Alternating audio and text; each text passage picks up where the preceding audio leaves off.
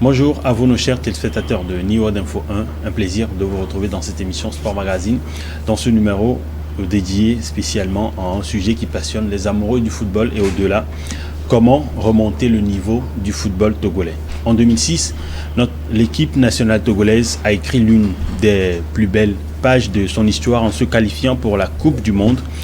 Un exploit historique, depuis la scène internationale semble échapper aux éperviers avec la dernière participation à la Coupe d'Afrique des Nations remontant à 2017. Alors, quel avenir pour les éperviers et le football togolais? Quelles stratégies, quels investissements, quelles réformes peuvent permettre au Togo de retrouver sa place sur le continent et dans le monde du football? Nous allons essayer dans cette émission d'analyser les forces en présence, les faiblesses à surmonter et les solutions possibles pour un renouveau. Restez donc avec nous dans cette émission pour ce débat passionnant et pour des perspectives intéressantes. Pour analyser et aborder le sujet, j'ai avec moi ici sur ce plateau deux invités. D'abord Abdulaziz Agoro, un consultant dans cette émission qui n'est plus à présenter. Aziz, un plaisir de vous avoir. Helmut, bonjour, plaisir partagé et bonjour à tous les téléphiles. On a également Yao Romario Apedo, qui est également avec nous. Vous êtes le directeur du complexe qui a également en son sein l'académie Romario. Un plaisir de vous avoir dans cette émission. Plaisir partagé. Bonjour aux téléspectateurs. Alors, pour commencer dans cette émission, nous allons remonter un peu l'histoire. Le Togo a participé à la Coupe du Monde. C'était la première d'ailleurs et l'unique pour l'instant. C'était en 2006. Alors, qu'est-ce que le Togo, selon vous, a pu tirer de cette expérience? Je vais vous surprendre en disant que le Togo n'a pas tiré grand chose de cette expérience. Parce que les équipes, sinon les sélections les sélections africaines avec lesquelles le Togo avait participé à cette Coupe du Monde, après la campagne de 2006, ces sélections-là ont participé à d'autres coupes du monde. Mais nous, on est resté à la traîne. Pas tout le temps, en tout cas. Oui, c'est vrai, pas tout le temps. Mais après cette Coupe du Monde, ce n'est peut-être qu'en 2013 que le Togo a encore fait une belle prestation sur le plan continental. Maintenant, ce qu'on a pu tirer, je dirais qu'on n'a pas tiré grand-chose. Sincèrement, on n'a pas tiré grand-chose. Mais à l'époque, on n'avait pas de très grands moyens, mais on a su faire ce qu'on a fait avec la bande à Stéphane Keshi. Il était le maître, il était le donneur d'ordre, c'est lui qui je peux dire, qui avait le bâton de pèlerin, qui a tout fait pour que cette équipe-là puisse se retrouver à ce niveau-là. Mais aujourd'hui, on est à la traîne. Pourquoi? La question reste posée. Alors, je vais vous poser la même question. Sur le plan sportif et même structurel, quelles leçons le Togo a-t-il tiré de cette participation à la Coupe du Monde 2006? Le Togo n'avait pas gagné grand-chose, sauf que le monde entier a découvert un petit pays, le Togo, à travers notre qualification pour la Coupe du Monde. Mais comme conséquence, nous avons ramassé beaucoup de conséquences. Je dirais que c'est à partir de 2006 que la mésaventure togolaise sur le plan footballistique a démarré. Maintenant, comme leçon, nous devons tirer beaucoup de leçons. Nous devons travailler avec le professionnalisme. Nous faisons beaucoup d'à peu près, malheureusement à tous les niveaux. Les leçons, on doit beaucoup en tirer à travers cette qualification pour la première. Oui. Cependant, aujourd'hui, qu'est-ce que nous profitons de cette qualification? C'est on dit à Mina et la Tahoro, c'est de sonner dans les oreilles de tous ceux qui veulent bien attendre que le Togo est qualifié une seule fois pour la Coupe du Monde. Est-ce que certains pays sont qualifiés? Non. Nous devons laisser de côté cette qualification et en chercher beaucoup plus. Merci. En gros, sur le plan sportif, le Togo n'a rien tiré? Le Togo a tiré. Nous avons tiré la visibilité de nos joueurs. Mais est-ce que, en termes d'expérience, est-ce que cela a pu être pérennisé ou encore préservé comme acquis? Aujourd'hui, si vous voyez la plupart de nos staffs, c'est rien que la promotion de 2006. c'est un profil sportif. Et Bombé Daré faisait partie de la colonie 2006. Et le sélectionneur local, il faisait partie. Abalo Dossé faisait partie. Ce sont des acquis. C'est parce qu'ils sont allés très loin.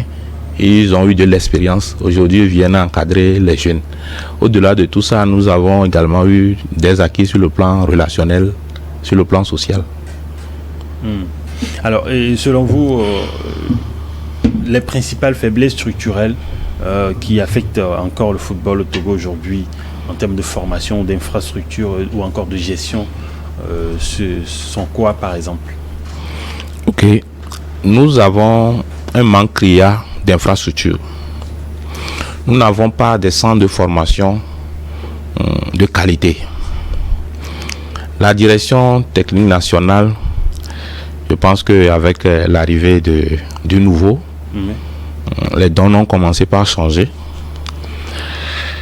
Et par le passé, je ne sais pas s'il n'avait pas la main libre. Tu étais laissé pour compte. Il n'y avait pas d'encadrement. Les centres poussent à tout bout de chemin. Et il n'y a pas un programme de formation digne de ce nom.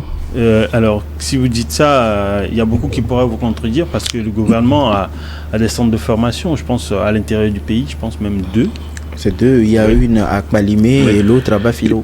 Pour former les jeunes joueurs. Évidemment, je parle de la réalité sur le terrain.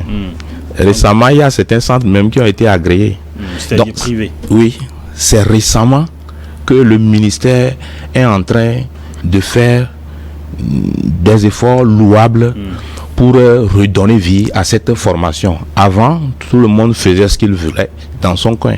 Et pas plus que 2 ans que les centres de formation, certains bien sûr, ont commencé par avoir l'agrément. Et quand le ministère vous donne l'agrément, ça veut dire qu'il y a un suivi qui va se faire. Il y a 2 centres, comme vous venez de le dire, initiés par le ministère des Sports. Vous allez voir qu'au niveau du fonds de jeu de nos moins de 17 ans, de nos moins de 20 ans, au niveau de UFOA B, ça a l'air d'aller jusque le manque de compétition. Il n'y a pas de compétition des jeunes. Ça fait que nous n'arrivons pas à tenir tête aux autres nations. Alors justement, en parlant de compétition de jeunes ou encore de formation à la base, comment est-ce que la fédération togolaise a une responsabilité?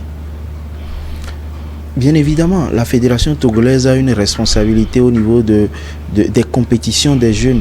Il faut faire une grande différence. Quand on parle de compétition des jeunes, on parle des jeunes de 12, 13, 14, 15 ans. 17, peut-être. 17, je ne crois pas. Okay. 17, je ne crois pas parce que si vous voyez actuellement, sur le plan continental, il y a des joueurs maliens, sénégalais, ghanéens, ivoiriens, à 17 et 18 ans qui signent dans des clubs très huppés, des clubs de première division en France, en Angleterre, en Allemagne et consorts. Donc là, le Togo n'est plus à ce niveau.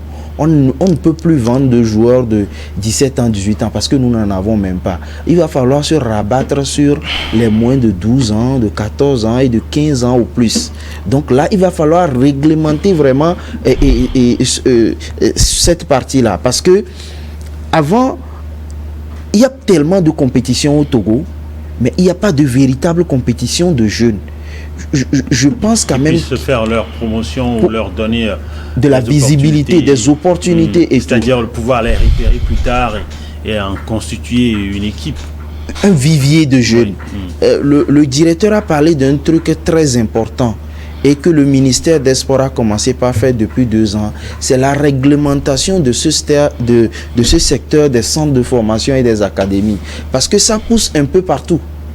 Tout le monde se dit qu'il peut mettre en place une académie de foot ou bien un centre de football. Après, quand... Helmut, je vais vous faire une confidence. Moi, j'ai fait une académie de foot. Oui, mais bon, enfin, est-ce que le problème se situe au niveau de la réglementation ou plutôt au niveau du soutien, par exemple, financier et technique? Parce que quoi qu'il en soit, les centres de formation produiront des joueurs. Les centres de formation produiront des joueurs, mais avant... On devrait leur interdire d'en produire. Le Togo sera privé. Avant qu'il n'ait un soutien du ministère des Sports, il va falloir vraiment réglementer. Il faut savoir qui est qui et qui fait quoi. Le centre de formation dans lequel moi j'ai évolué, aujourd'hui, ça n'existe plus. Et ce centre de formation-là a vu le jour après la CAN U17 de 2017. On a vu que c'était rien que les enfants de Tchanilé qui ont joué et des gens ont eu cette ingénieuse idée-là. Moi aussi, j'ai créé un centre de formation. Et nous étions combien? Nous étions 35 pensionnaires. Même pas un seul n'a joué le football professionnel. Donc, et aujourd'hui, ce centre-là, il a disparu. Donc, c'est pour ça que je parle de réglementation. Quand on va réglementer le secteur, là, le ministère saura.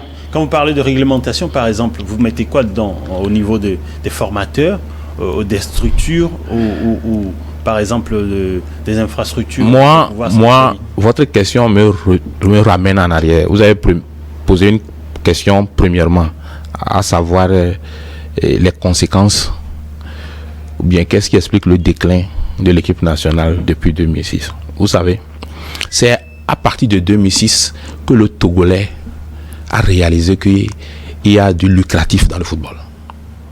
Et ceci a créé une division au niveau des acteurs. Il y a eu beaucoup de clans. Et quand tel clan est aux affaires, les autres clans, au lieu de l'accompagner, s'opposent et passent par tous les moyens pour dissoudre. Là, vous mettez à nu un problème. Oui, c'est bien de le faire pour qu'on puisse se ressaisir, prendre conscience et évoluer. Aujourd'hui, la fédération qui est là, la fédération fait des efforts, mais ces efforts ne sont pas tellement significatifs. Pourquoi? Parce que peut-être il y en a qui sont en train de tirer le travail vers le bas. Ok. Autre chose, la génération de 2006, certains ont eu la chance de faire des centres de formation en Europe. Metz.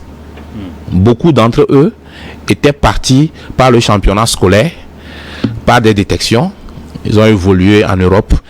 Quand ils ont fait un bon programme de formation, les résultats étaient là, vous avez vu. Aujourd'hui, je le dis, je suis un responsable de centre. Notre centre a été agréé, certes. Nous avons un programme de formation, mais ce n'est pas réglementé. Et c'est récemment qu'on essaie de réglementer cela. Donc, le football togolais aujourd'hui est tombé un peu bas. Il faut qu'on prenne conscience pour qu'on se donne la main et ensemble nous allons relever cela. Nous devons avoir le courage de toucher du doigt certains problèmes. Moi, je parlerai ici avec réserve 80% et 20%, je garde ça pour moi. Si on veut, on me consulte, je parle de ça. Les 80%, ce n'est pas que mon frère Aziz ne le sait pas, il le sait. Mais il faut qu'il y ait une table ronde, qu'on en discute et qu'on trouve des solutions appropriées. Vous appelez aux états généraux du sport. Vous pouvez l'appeler comme vous voulez, c'est très important. Nous sommes des acteurs, nous sommes des acteurs du football. Il est temps que le Togo aussi tire profit comme les autres nations. Alors, il y en a beaucoup qui seront d'accord avec vous, qui appellent toujours aux états généraux du sport et encore du football en particulier. Justement, en parlant des problèmes, les infrastructures et même les stades en particulier font partie des éléments essentiels pour pouvoir développer par exemple le football. Où en est le Togo, selon vous, Aziz, aujourd'hui, et quels efforts encore restent à faire pour pouvoir atteindre un niveau acceptable? Au niveau des infrastructures, le Togo est toujours à la traîne. Ayons le courage de le dire. Aujourd'hui, nous n'avons pas d'infrastructures sportives. C'est-à-dire, je veux bien parler des stades de foot. On n'a pas véritablement besoin de très grands stades de foot, mais on a besoin de petits stades de 4000, 5000 places dans pratiquement toutes les régions. Avec de bonnes pelouses. Avec de très bonnes pelouses. Il ne faut pas aussi oublier que l'effort que la fédération, sinon l'effort que les premiers responsables ont fait depuis pratiquement 5 ans, c'est de mettre des pelouses synthétiques à certains endroits. Sauf que quand nous parlons de la formation des jeunes, les pelouses synthétiques ne favorisent pas l'éclosion des jeunes. Quand vous jouez sur le gazon synthétique, vous ne pouvez pas faire 15 ans de carrière parce que vous fournissez plus d'efforts sur le gazon synthétique que sur le gazon naturel. Et maintenant, quand vous mettez un jeune de 10 ans qui se met à jouer régulièrement sur le gazon synthétique, vous voyez qu'il ne peut pas dépasser la barre de 25 ans carrière. Maintenant, il va falloir revoir au niveau des infrastructures. Il y a des stades qui sont délaissés. Quand vous allez à Hauteux, il y a un magnifique stade là-bas où moi j'ai visité la dernière fois. Ce n'est pas du tout ça. Le stade avec de très belles tribunes, mais la pelouse n'y est plus. C'est pratiquement du sable et il n'y a plus rien. Du côté de Ngotien, on a essayé de refaire le stade avec une nouvelle pelouse, mais aujourd'hui, ce n'est pas praticable parce que le gazon synthétique n'a pas du tout été bien fait. Maintenant, quand vous prenez les autres régions du Togo, actuellement, les équipes de l'AS Bina, Doumbé de Mango, Fouadan de Dapao et d'autres équipes reçoivent leur match à Kara. Donc, ce qui veut dire que c'est à Kara, après Sokodé, c'est à Kara seulement qu'on peut avoir un très bon stade. Donc, il va falloir que nos autorités puissent...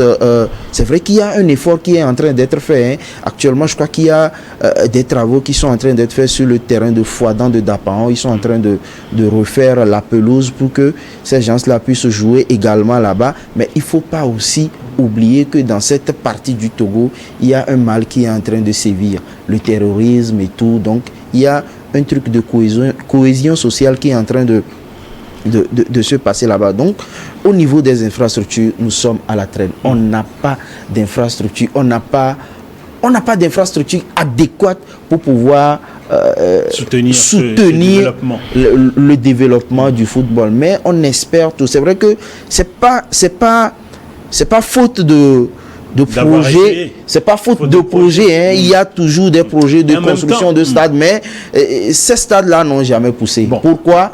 On se pose la question. Il y en a qui pourront vous dire que en 2006, le Togo n'en avait pas.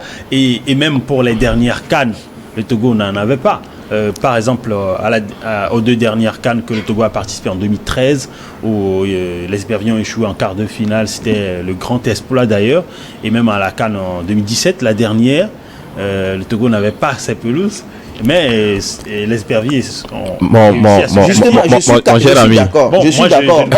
On n'en avait pas, mais on est arrivé à faire cet exploit-là. Vous imaginez qu'on ait ces petites infrastructures-là, là où on pouvait faire. Voilà. On fera plus. On en fera plus. Maintenant, pour revenir un peu plus en arrière sur la formation des jeunes, je pense quand même qu'il va falloir innover comme on est en train de le faire un peu partout.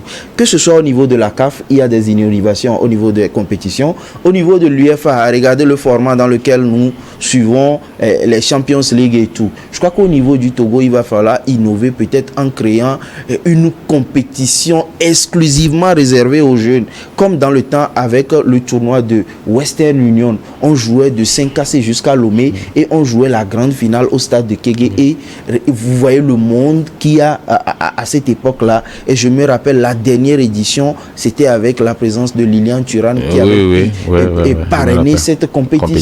Aujourd'hui, il n'y a plus de ces initiatives. Donc, je crois qu'il va falloir réfléchir autrement. Il va falloir regarder un autre côté de la chose. Alors, parlant du problème d'infrastructure, je pense que le ministère est en train de faire des efforts. On va l'évoquer dans la deuxième partie de cette émission. On parlait de comment améliorer la gestion de ces centres de formation, des académies, comment pouvoir les soutenir, le rôle des sponsors et des partenariats. On va évoquer également la gestion de l'équipe nationale des compétitions, la mentalité du leadership de football et pourquoi pas évoquer également des perspectives d'avenir pour pouvoir clore cette émission dans la deuxième partie. Ne zappez pas, dans une dizaine de minutes, on revient juste après le journal.